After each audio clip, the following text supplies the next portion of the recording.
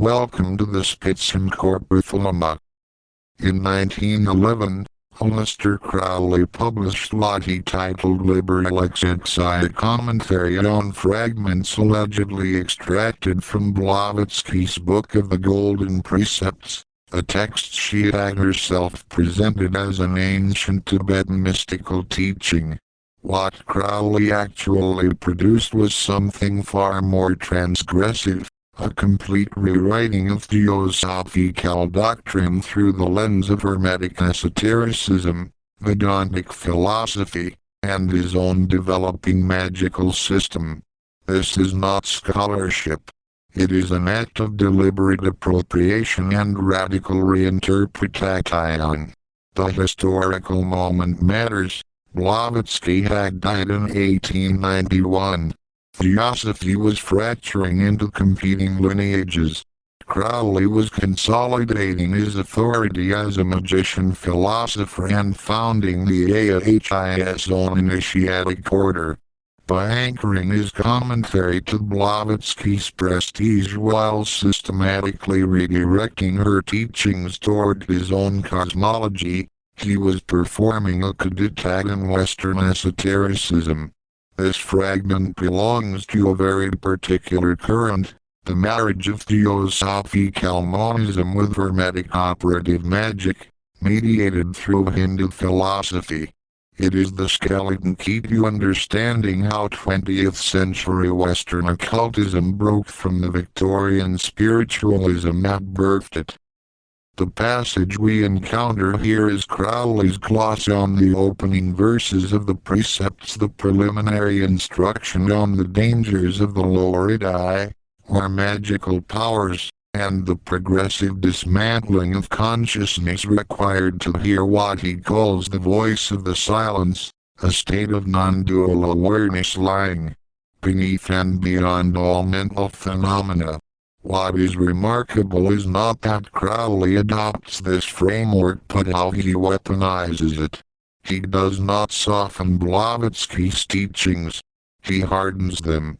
Every verse receives a commentary that pushes the student toward ontological vertigo. The deliberate dissolution of the self is the prerequisite for genuine magical knowledge. The tone is distinctly Crowleyan, erudite, sardonic, occasionally patronizing, and absolutely uncompromising. The intellectual lineage is crucial. Crowley was not inventing this synthesis from scratch.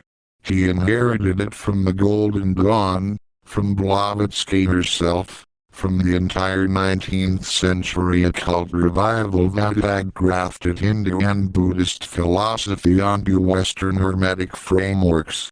But where others had sought to harmonize or soften contradictions, Crowley pressed toward paradox. The text you are about to hear is studded with references to the Equinox's own magical journal, to Book 4 of Magic in Theory and Practice, and to what he calls the A curriculum. He is not commenting on an ancient text. He is building a parallel corpus, a complete alternative philosophical architecture. Now, the reading.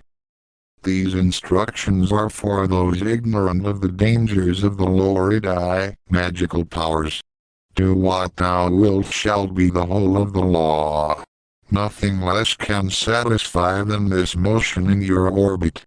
It is important to reject any id of which you may become possessed.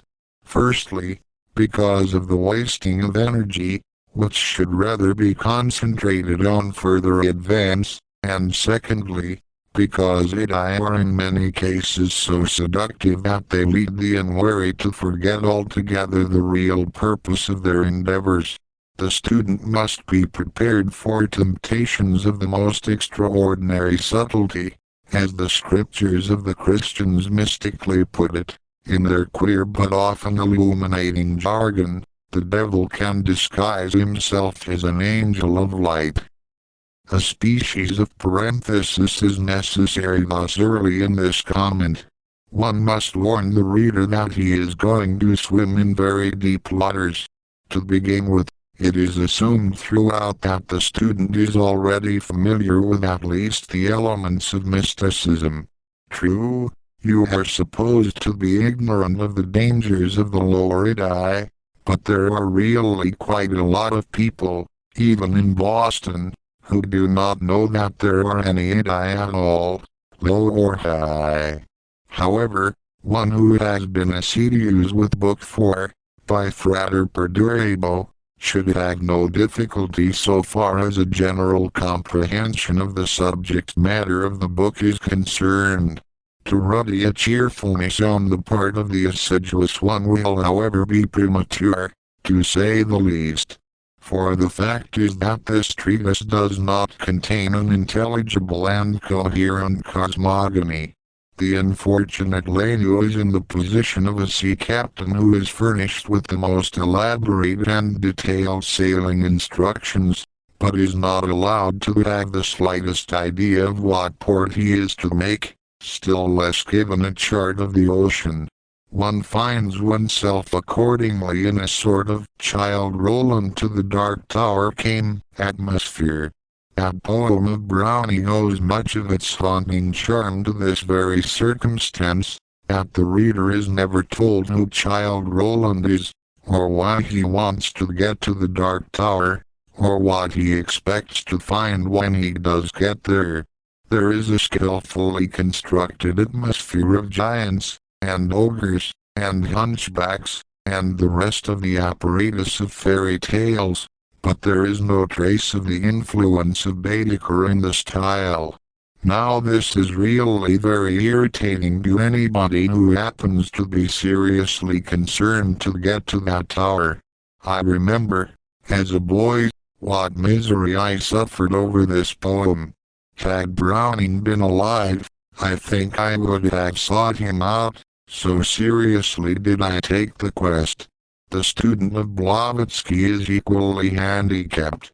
Fortunately, Book 4, Part III, comes to the rescue once more with a rough sketch of the universe as it is conceived by those who know it, and a regular investigation of that book, and the companion volumes ordered in the curriculum of the AA, fortified by steady persistence in practical personal exploration, will enable this voice of the silence to become a serious guide in some of the subtler obscurities which weigh upon the eyelids of the seeker. He who would hear the voice of Nada, soundless sound, and comprehend it, he has to learn the nature of Dharana, concentrated thought. The voice of Nada is very soon heard by the beginner, especially during the practice of pranayama, control of breath force. At first it resembles distant surf, though in the Adept it is more like the twittering of innumerable nightingales, but this sound is premonitory, as it were, the veil of more distinct and articulate sounds which come later. It corresponds in hearing to that dark veil which is seen when the eyes are closed, although in this case a certain degree of progress is necessary before anything at all is heard. Having become indifferent to objects of perception, the pupil must seek out the Raja, king of the senses, the thought producer, he who awakes illusion. The word, indifferent, here implies able to shut out. The Raja referred to is in that spot whence thoughts spring. He turns out ultimately to be Mayan, the great magician described in the third thir. Let the student notice that in his early meditations, all his thoughts will be under the tamogana, the principle of inertia and darkness. When he has destroyed all those, he will be under the dominion of an entirely new set of the type of rajogana, the principle of activity, and so on. To the advanced student a simple ordinary thought, which seems little or nothing to the beginner, becomes a great and terrible fountain of iniquity, and the higher he goes, up to a certain point, the point of definitive victory, the more that is the case. The beginner can think, it is 10 o'clock, and dismiss the thought. To the mind of the adept, this sentence will awaken all its possible correspondences, all the reflections he has ever made on time, as also accidental sympathetics like Mr. Whistler's essay, and if he is sufficiently far advanced, all these thoughts in their hundreds and thousands diverging from the one thought, will again converge, and become the resultant of all those thoughts. He will get samadhi upon that original thought, and this will be a terrible enemy to his progress. The mind is the great slayer of the real. In the word mind, we should include all phenomena of mind, including samadhi itself. Any phenomenon has causes and produces results, and all these things are below the real. By the real is here meant the NIBDANADHADU. Let the disciples slay the slayer. For this is a corollary of verse 4. These texts may be interpreted in a quite elementary sense. It is of course the object of even the beginner to suppress mind and all its manifestations, but only as he advances will he discover what mind means. When to himself his form appears unreal, as to on waking all the forms he sees in dreams, this is a somewhat elementary result. Concentration on any subject leads soon enough to a sudden and overwhelming conviction that the object is unreal. The reason of this may perhaps be, speaking philosophically, that the object, whatever it is, has only a relative existence. When he has ceased to hear the many, he may discern the one, the inner sound which kills the outer. By the many are meant primarily noises which take place outside the student, and secondly, those which take place inside him. For example, the pulsation of the blood in the ears, and later the mystic sounds which are described in verse 40. Then only, not till then, shall he forsake the region of Asati, the false, to come unto the realm of Saturday, the true. Saturday, the true, is meant the thing previous to the real, referred to above. Saturday itself is an illusion. Some schools of philosophy have a higher Asati, not being, which is beyond Saturday, and consequently is to Shivadharshana as Saturday is to Atmadharshana. Nirvana is beyond both these. Before the soul can see, the harmony within must be attained, and fleshly eyes be rendered blind to all illusion. By the harmony within is meant that state in which neither objects of sense, nor physiological sensations, nor emotions, can disturb the concentration of thought.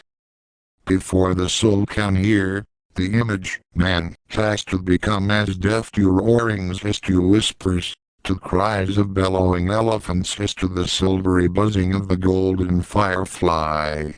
In the text the image is explained as man, but it more properly refers to the consciousness of man, which consciousness is considered as being a reflection of the non-ego, or a creation of the ego, according to the school of philosophy to which the student may belong. Before the soul can comprehend and may remember, she must unto the silent speaker be united, just as the form to which the clay is modeled, is first united with the potter's mind. Any actual object of the senses is considered as a precipitation of an ideal. Just as no existing triangle is a pure triangle, since it must be either equilateral, isosceles, or scalene, so every object is a miscarriage of an ideal.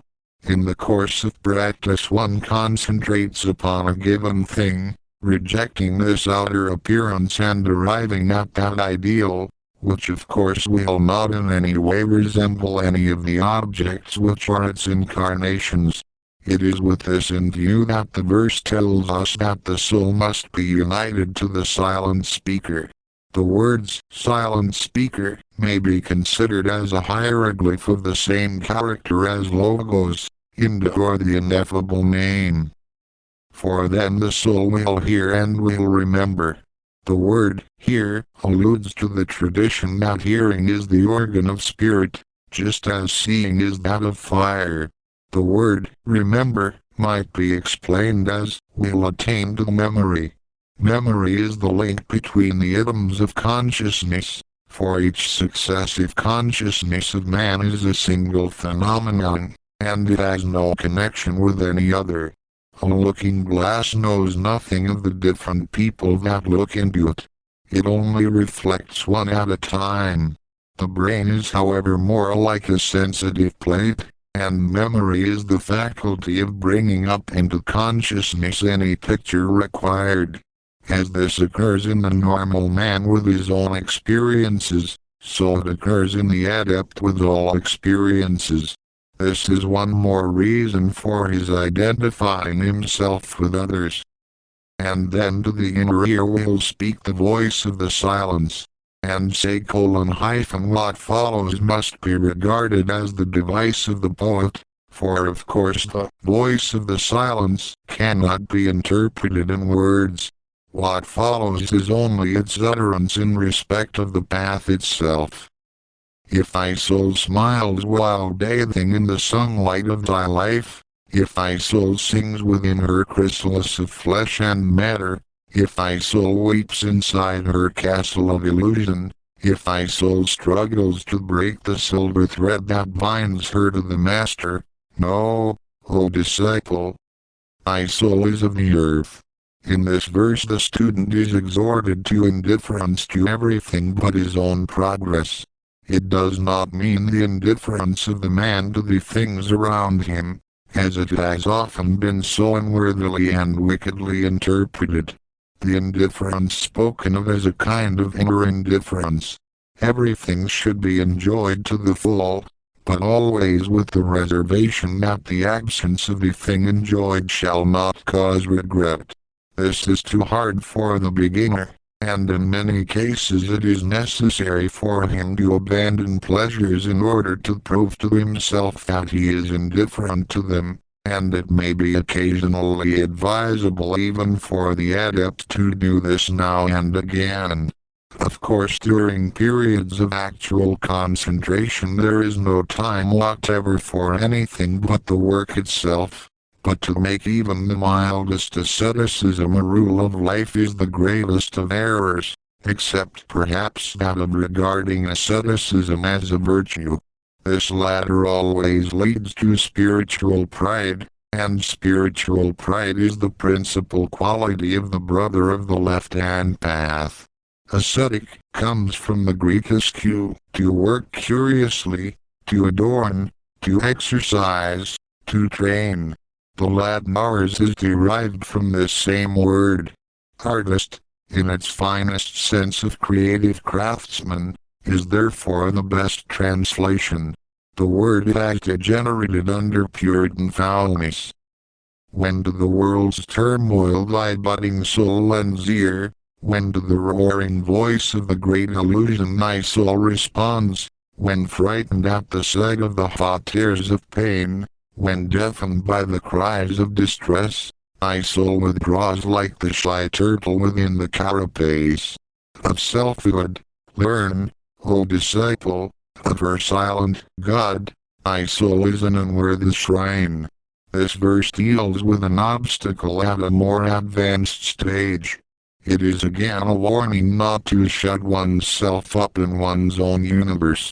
It is not by the exclusion of the non-ego that saintship is attained, but by its inclusion. Love is the law, love under will.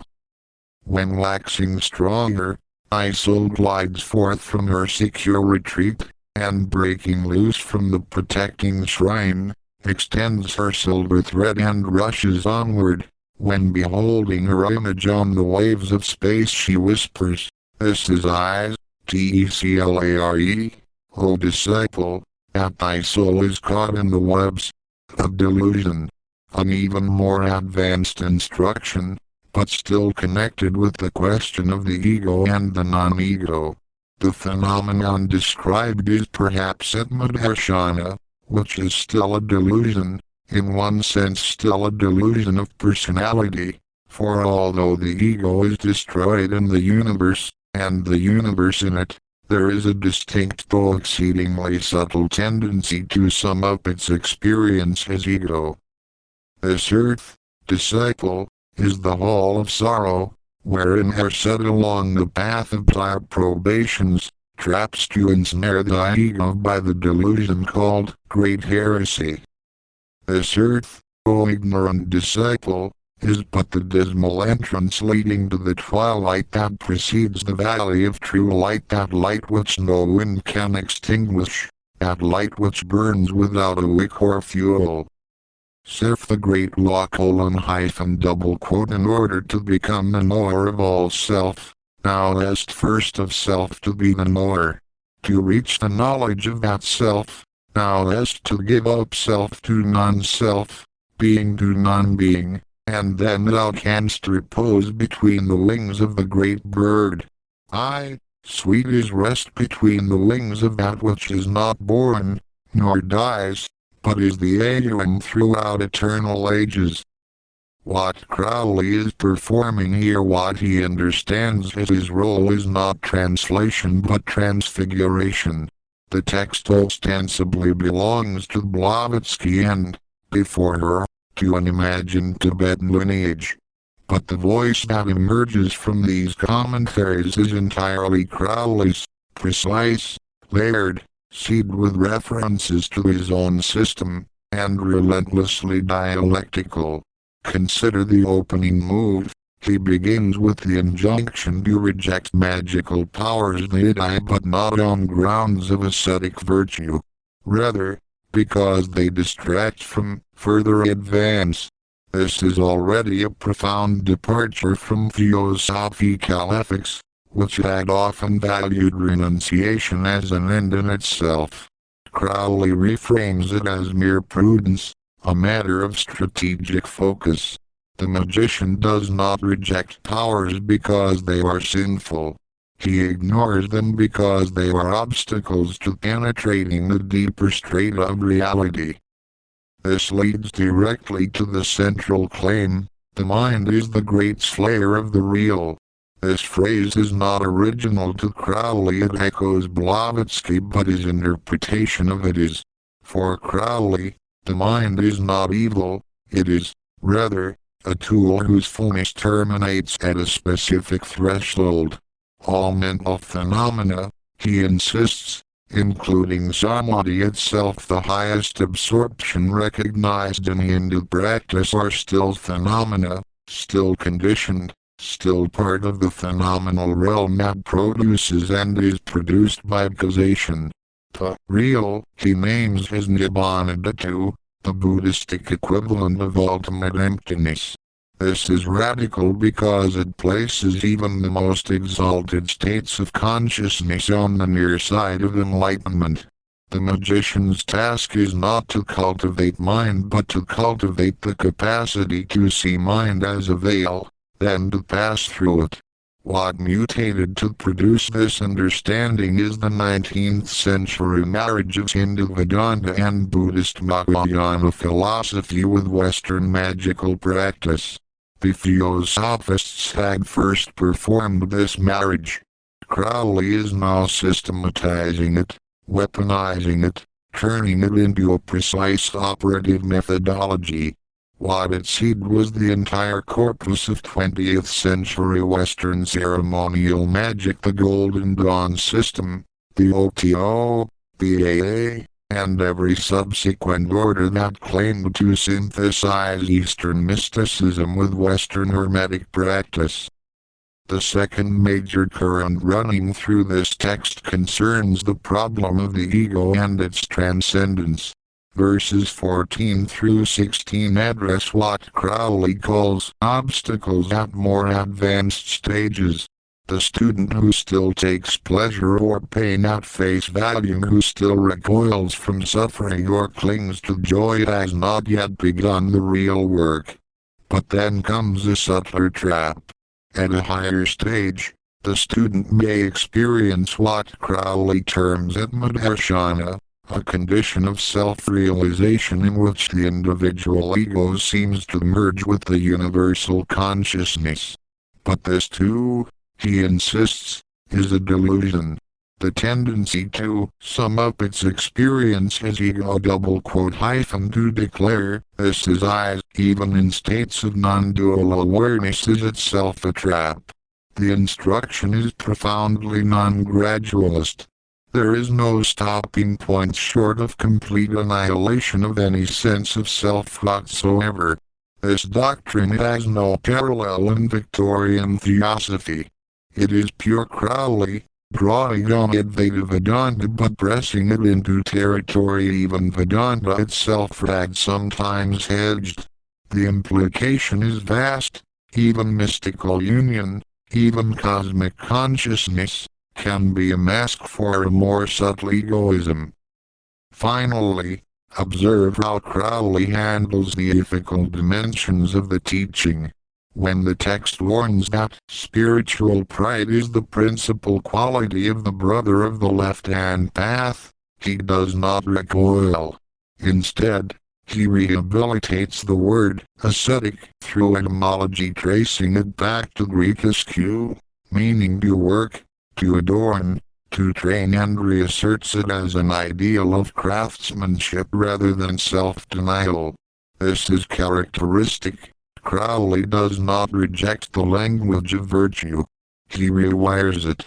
The true ascetic is not the monastic renunciate but the magician who has mastered every faculty and sensation without judgment or aversion.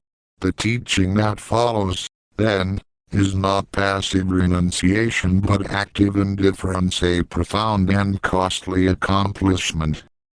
Next, Blavatsky, The Secret Doctrine. The Spitzen-Körper Thelema. If this archive serves you, support it on Patreon. Link in the description.